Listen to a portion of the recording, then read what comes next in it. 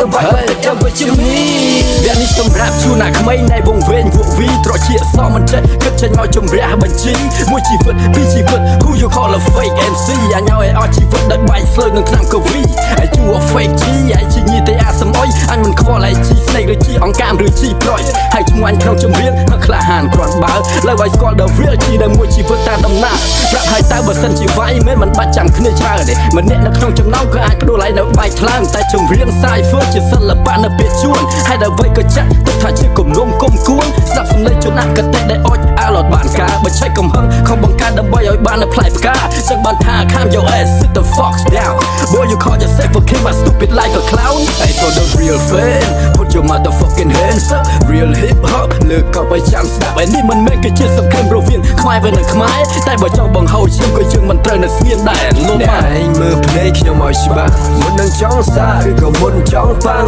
រុំបែបយ៉ាងខ្ញុំមកកាន់តែចិត្តហ៊ាន and never give a no fucking fight ក៏ទៅវិជ្ជាមួយតែវងវែងវក់វីត្រជាសមិនចេះគិតចេញមកជំរះបញ្ជីមួយជីវិតពីរជីវិត Who you call a fake MC អាញ៉ោឲ្យអស់ជីវិតដោយបែកស្លើនឹងឆ្នាំកវីឲ្យជួ fake G ឲ្យជីញីទេអាសមអុយអញមិនខ្វល់ឲ្យជីស្នេហ៍ឬជីអង្កាមឬជីប្រុយហើយឈ្មោះអញក្នុងចម្រៀងមកក្លាហានគ្រាន់បើលើឲ្យស្គាល់ The real G ដែលមួយជីវិតតាមដំណើរប្រាប់ឲ្យតើបើសិនជាវាយមិនបាច់ចាំគ្នាច្រើនទេម្នាក់នៅក្នុងចំណោមក៏អាចដួលឲ្យនៅបែកថ្លើមតែចម្រៀងសាយធ្វើជាសិល្បៈនៅពេលជួនហើយដល់អ្វីក៏ចាក់ទុកថាជាគំនុំគុំគួនស្ដាប់សំឡេងជនអកតេដែលអុចអាឡត់បានការបើឆែកកំហឹងខំបង្កើតដើម្បីឲ្យបាននៅផ្លែផ្កាចឹងបានថា Calm your ass sit the fox down boy you call yourself a king but stupid like a clown hey for the real fan put your motherfucking hands up real hip hop លើកក៏ឲ្យចាំស្ដាប់ហើយនេះមិនមែនគឺជាសង្គ្រាមរវាងខ្មែរvớiនឹងខ្មែរតែបើចង់បង្ហូរឈាមក៏យើងមិនត្រូវនៅស្ងៀមដែរលោកបាទឯងមើលភ្នែកខ្ញុំឲ្យច្បាស់មុននឹងចង់សារឬក៏មុនចង់ផាំង